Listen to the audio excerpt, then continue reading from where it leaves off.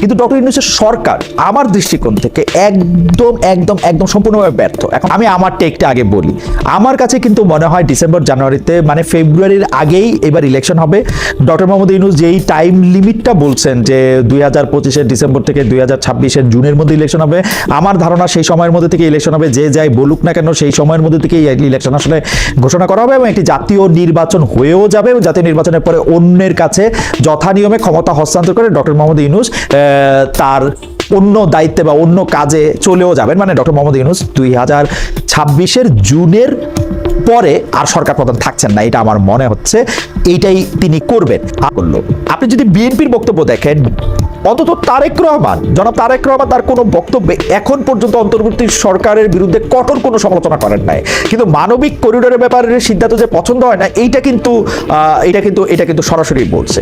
তবে এইটাও ঠিক, বিএনপি এখন সবকিছুতে এই জাতীয় নির্বাচন, নিজেরা সম্ভাব্য বিজয়ী, সংসদের নেতৃত্বে থাকবে, এটা ধরেই সব বিষয়ে নিজেদের অবস্থান নিতেছে।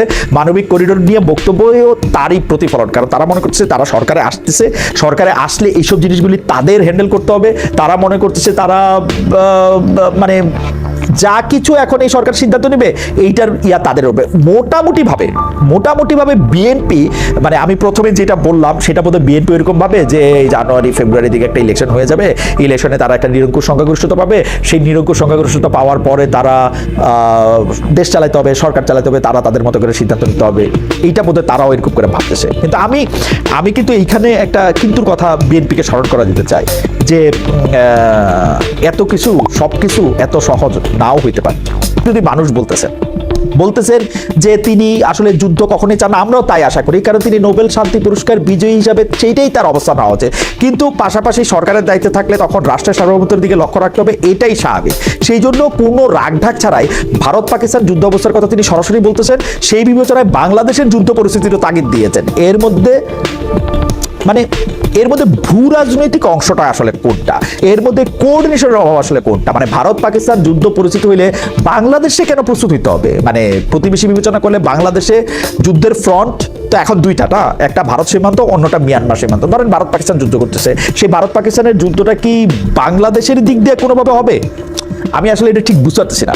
তো ধরেন মানে এই বাংলাদেশের কি এই ভারত পাকিস্তানের এই যে এই উত্তেজনা সরাসরি অংশ হয়ে থাকা দরকার? মানে ভারত আর পাকিস্তানের যদি যুদ্ধ হয়ও, আমি কিন্তু একদম পরিষ্কার ভাবে লজিক দিয়ে বিবেচনা করলে আমি দেখি যে ভারত আর পাকিস্তানের যুদ্ধ হবে না।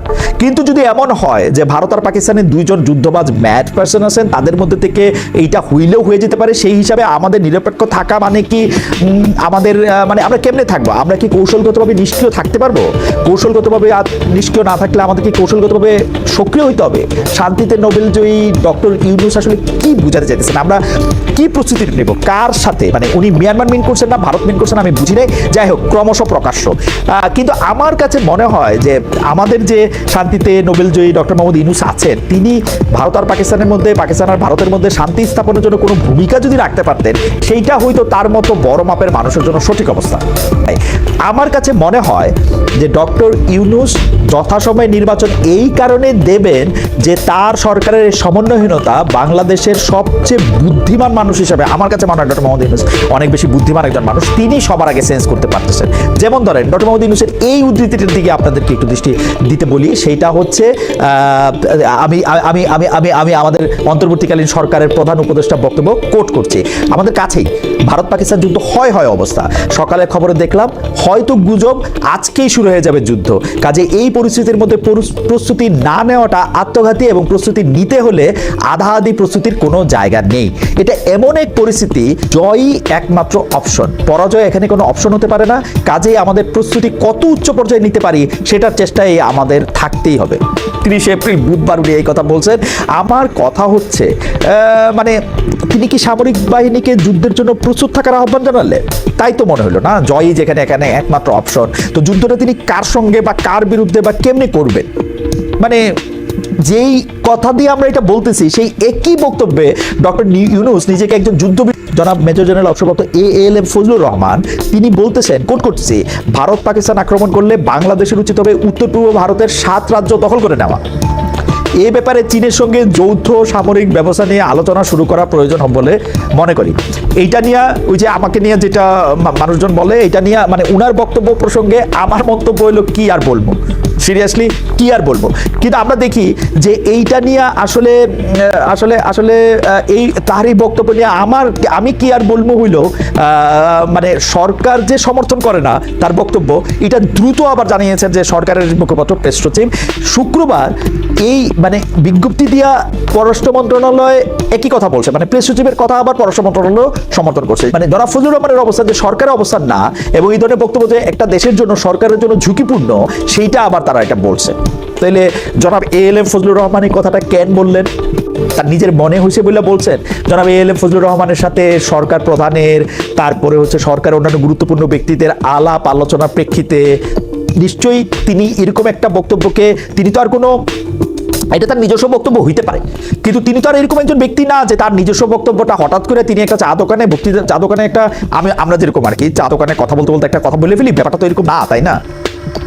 তো ভারত পাকিস্তানের এই যুদ্ধ বা যুদ্ধাবস্থা দক্ষিণ এশিয়ার জন্য না, দক্ষিণ এশিয়ার অন্য দেশগুলির জন্য মানে ও মঙ্গলজনক হবে না, এইটা সবাই মনে রাখতে হবে এবং সরকারও এটা মনে রাখছে। এখনকার ঘটনা হইলো, আমি যেখানে সমন্বয়হীনতার কথা বলি, ওই যে পুরনো প্রসঙ্গে ফিরে আসি, সরকারের অবস্থান যদি হয় জনাব ALM ফজলুর রহমানের অবস্থানের বিপক্ষে, তাইলে সরকার কি এইটা জনাব ALM ফজলুর রহমানকে বলতে পারে যে আপনি যে এই বক্তব্যটা দিয়েছেন এটা একটু আপনার অবস্থাটা পরিষ্কার করেন, আপনি এটা কেন দিলেন, এটা দিলেন নাকি? বলতে পারে না। প্রশ্নটা আপনাদের জন্য থাকলো যে এটা এরকমই থাকলো কিনা। কারণ হচ্ছে যে আপনারা যদি দেখেন উপমহাদেশের দক্ষিণ এশিয়ার ভূরাজনীতির নতুন আবহাওয়ায় অন্তর্বর্তী সরকারকে অবশ্যই দক্ষতার সাথে পেশাদারত্ব নিয়ে পরিস্থিতি ডিল করতে হবে। এই পরিস্থিতি কি মানে ডিল করা হচ্ছে? খেয়াল করেন, এর আগে গত 16 ডিসেম্বর বিজয় দিবসের রাতে উপদেষ্টা জনাব মাহফুজ আলম ফেসবুক পোস্টে বাংলাদেশের সঙ্গে পশ্চিমবঙ্গ, আসাম, ত্রিপুরা, মণিপুর সহ উত্তর পূর্বাঞ্চলীয় রাজ্যগুলিকে যুক্ত করে একটি মানচিত্র প্রকাশ করেছিলেন। 1947 সালে বাংলা ভাগের ধারাবাহিকতায় যে বাংলাদেশ হয়েছে সেই ভূখণ্ডকে খণ্ডিত আখ্যা দিয়ে তিনি লিখেছেন, তাকে কোট করছি, নতুন ভূখণ্ড বন্দোবস্ত লাগবে। তবে কয়েক ঘন্টার মধ্যে এই পোস্টটি আবার ডিলিট করে দেওয়া হয়েছে এবং উপদেষ্টা মাহফুজের বা অন্তর্বর্তী সরকারের পক্ষ থেকে এই বিষয়ে আর কোনো বক্তব্য বা মন্তব্য করা হয়। আবারও বলি, মানে সবকিছু কি আমরা আসলে বুঝতে পারতেছি? সবকিছু কি আমরা জানতে পারতেছি? একটা মানে প্রধান উপদেষ্টা যেরকম বলতেছেন গুজব শোনা যেতেছে, গুজব নিয়ে যে সেই গুজবের পরিপ্রেক্ষিতে আমরা সরকার প্রধান, আমরা উপদেষ্টা, আমরা কমিশনের প্রধান, আমরা নানা রকম মন্তব্য করতেছি, বক্তব্য দিতেছি, নাকি এগুলি আমাদের সুচিন্তিত মন্তব্য, বক্তব্য? দেখেন, মানবিক করিডোর প্রসঙ্গে পররাষ্ট্র উপদেষ্টা মোহাম্মদ তৌহিদ হোসেনের বক্তব্য শোনেন। উনি এটা 27 এপ্রিল রোববার এই বক্তব্য দিয়েছেন। নীতিগতভাবে আমরা মিয়ানমারের রাখাইন রাজ্যে মানবিক করিডোর দিতে সম্মত, কারণ এটি হিউম্যানিটেরিয়ান প্যাসেজ হবে, কিন্তু আমাদের কিছু শর্তাবলী রয়েছে, সেই বিস্তারিতে যাচ্ছি না।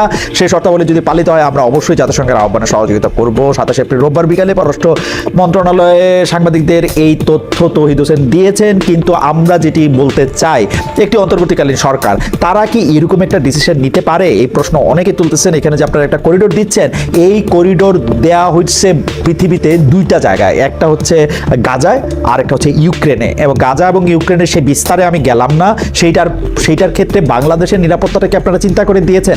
আমি অনেকের কাছে এটা জানতে চেয়েছিলাম যে করিডোরটা দেওয়ার মানে কি, না দেওয়ার মানে কি। ঠিক আছে, এখান থেকে যদি সাহায্য যায়, জাতিসংঘ যদি এই পথ দিয়ে খাবার পাঠাতে চায়, অন্য হিউম্যানিটেরিয়ান এইড পাঠাতে চায়, আমাদের কি প্রবলেম? অনেকে আবার বলতেছেন যে এই প্রবলেমটা হচ্ছে আমাদের উপর তখন নিরাপত্তার ঝুঁকি, কারণ এর আগে যে দুটি জায়গায় আসলে করিডোর দেওয়া হয়েছে, একটি হচ্ছে ইউক্রেনে, আরেকটি হচ্ছে গাজায়। গাজা এবং ইউক্রেনের ক্ষেত্রে কিন্তু এই মানবিক করিডোরের উপর অসংখ্য হামলা ইসরায়েল করেছে গাজায়, আমরা সেই হামলা এখনো আমরা দেখতে পাচ্ছি।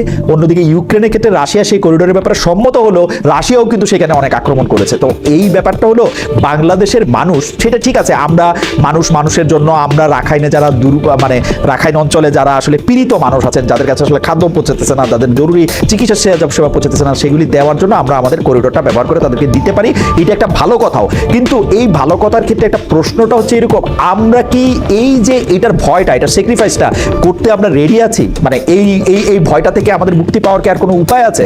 মানে আমি প্রশ্নটা করতে চাই হচ্ছে এই কারণে, এইটা কি আমাদের কারো কাছে কোনোদিন জানতে চাওয়া হয়েছে? মানে এইটা এটা এটা এটা এটা এটার জন্য আমরা রেডি কিনা? মানে ধরা যাক সেই মানবিক করিডোরের মধ্যে যে নিরাপত্তা ঝুঁকি, যে বম্বিং, সেটা নেওয়ার জন্য ওই অঞ্চলের মানুষ এটার থেকে না ঠিক আছে যা হয় হোক, কাম হোয়াট মে, আমরা এটা করবো, এটার জন্য আমরা রেডি? এই মানবিক করিডোরের মতো স্পর্শকাতর বিষয়ে জনমনে বিভ্রান্তি আরও বেড়ে যাচ্ছে যখন সরকারের ভেতর থেকেই বিপরীত না হলেও ভিন্ন ভিন্ন বক্তব্য আসছে। আমি পররাষ্ট্র উপদেষ্টার বক্তব্য আপনাদের পড়ে শোনালাম। সে পররাষ্ট্র উপদেষ্টা পরে প্রেস সচিব শফিকুল আলম মঙ্গলবার মানবিক করিডোর নিয়ে যা লিখেছেন তার সুর আবার কিছুটা হলেও ভিন্ন, অনেকে বলতেছেন অনেকটাই ভিন্ন। তিনি লিখেছেন, আমরা স্পষ্টভাবে জানাতে চাই সরকার জাতিসংঘ বা অন্য কোনো সংস্থার সঙ্গে মানবিক করিডোর নিয়ে কোনো আলোচনা করেনি। আমাদের অবস্থান হলো, যদি জাতিসংঘের নেতৃত্বে রাখাইন রাজ্যে মানবিক সহায়তা দেওয়ার উদ্যোগ নেওয়া হয় তাহলে বাংলাদেশে যৌক্তিক পরিকাঠামোগত সহায়তা দিতে প্রস্তুত থাকবে। বাবারে বাবা, মানে উপদেষ্টা আর প্রেস সচিবের বক্তব্য আমি যেটা বুঝলাম সেইটা হইলো, যেহেতু উনি বলছেন যে আমরা মানবিক করিডোর দিব বা মানবিক করিডোরের ব্যাপারে আমরা সম্মত হয়েছি, সেহেতু উনারা মানবিক করিডোর কথাটারে ঠিক রাখা, মানে প্রেস সচিব এইটারে আবার আরেকটা অন্যভাবে বললেন যে আমরা এখন আলোচনা করি নাই, তবে আমরা এটা নীতিগতভাবে না কিসের জন্য জানি প্রস্তুত। এগুলিকে বলে হচ্ছে অরওয়েলিয়ান, মানে নিউজ স্পিক, মানে ওই যে শব্দ দুইটা ঠিক রেখা তারপর নানা ধরনের কথা বলা। আসল যে জিনিসটা আমরা বলতে চাই যে হ্যাঁ এই মানবিক করিডোর আমরা দিব না বাংলাদেশ দিব, এটা কারে জিজ্ঞেস করে ডক্টর মোহাম্মদ ইউনূস এই সিদ্ধান্ত নিল বা তার সরকারের সিদ্ধান্ত নিল বা তার সরকারের এই লোকেরা এইসব কথাগুলি বলতে থাকলো? এই এই এই এই এই এই সমালোচনা করতে গেলে রাজনৈতিক দলগুলো অনেক সমালোচনা করছে, স্পেশালি বিএনপি এটা নিয়ে অনেক স্পষ্ট একটা অবস্থান নিচ্ছে। বিএনপির ভারপ্রাপ্ত চেয়ারম্যান তারেক রহমান বলছে করিডোর দেওয়া না দেওয়ার বিষয়ে সিদ্ধান্ত আসতে হবে জনগণের কাছ থেকে, সিদ্ধান্ত আসতে হবে জনগণের প্রত্যক্ষ ভোটে নির্বাচিত জাতীয় সংসদের মাধ্যমে। এই ধরনের পরিস্থিতিতে গণতান্ত্রিক বিশ্বের দেশে দেশে এটাই নিয়ম, এটাই রীতি। মিয়ানমার, ভারত, পাকিস্তান কিংবা অন্য কোনো দেশ নয়, সবার আগে বাংলাদেশ, এটি হতে হবে আমাদের একমাত্র লক্ষ্য। অর্থাৎ মানে এবার একটু জনাব তারেক রহমানের একটু কথা বলি, অর্থাৎ জনাব তারেক রহমানের কথা যদি আমি একটু মাইনা নেই, তাহলে এখন এই দরকার হচ্ছে এখন আমার আসলে ওয়েট করতে হবে কবে একটা গণতান্ত্রিক দেশ ক্ষমতায় মানে নির্বাচন হবে, সেই নির্বাচনে যে করে নির্বাচনে আসবে সে জাতীয় সংসদ এগুলি কথা বলবে বইলা, তারপরে এগুলির মধ্যে আলোচনা আসবে, আলোচনা আইসা তারপরে এটা উনি ঠিক করবেন, ওনার কথা যদি এটা ঠিক হয়। তো এই তো দরকার ভাই, এখন এই সরকার এই সিদ্ধান্ত নিলে ভাই আপনি কেন এইটাকে দিয়া এত বড় করে দেখতেছেন? এটাও তো কেউ কেউ বলতেছে যে আপনি আসলে যে অবস্থাটা নিয়েছেন সেটা মানবিকতার বিরুদ্ধে আপনার অবস্থান, এইটাও তো কেউ বলতেছে। আমি জনাব তারেক রহমানের কথাকে আলাদা করে রাখি। তারেক রহমান সাহেব একজন রাজনীতিবিদ, তিনি তার রাজনৈতিক অবস্থা থেকে একটা কথা বলছেন, কিন্তু আমার কথা হলো যে এই সরকার যে এরকম একটা সিদ্ধান্ত নিল, এই সিদ্ধান্তটা কি মিটিং কইরা বৈঠক কইরা ঠিক করা হয়েছে? মানে মানে মানে আমরা যেটা দেখতেছি, আমি মানে বলতেছি এত বেশি কারণ হচ্ছে যে আমি আসলে ভাষা হারাই ফেলি এসব ক্ষেত্রে। কারণ দেখেন এই যে মানবিক করিডোর, আপনি এই মানবিক করিডোর, আপনারা যারা আমার সামনে দর্শক আছে তারা একটু বলেন তো, এই মানবিক করিডোর এই সরকারের কোনো একটা জায়গা থেকে বক্তব্য দেওয়ার আগে আপনারা একবার শুনছেন যে এখানে একটা মানবিক করিডোর দেওয়া হবে? আমরা দেখতেছিলাম যে ওইখান থেকে আইসা কে উৎসব করে, কে আইসা এখানে ড্রেস পরে এখানের মধ্যে চলে আসে, এগুলি নিয়ে আমরা গত সপ্তাহেরও আগের সপ্তাহে এগুলি নিয়ে কথা করছি, কিন্তু কারোর সাথে তারা কথা বলছে। এমনকি এই যে ডক্টর ইউনূসের নিয়োগকর্তা, বৈষম্য বিরোধী আন্দোলনের এই যে ছাত্ররা, তাদের যে দল এনসিপির কাছে কি এইটা মানে এনসিপির কাছেও কি সরকার এটা কইছিল? আমি তো জানি না, মানে কার সঙ্গে এটা আলাদা।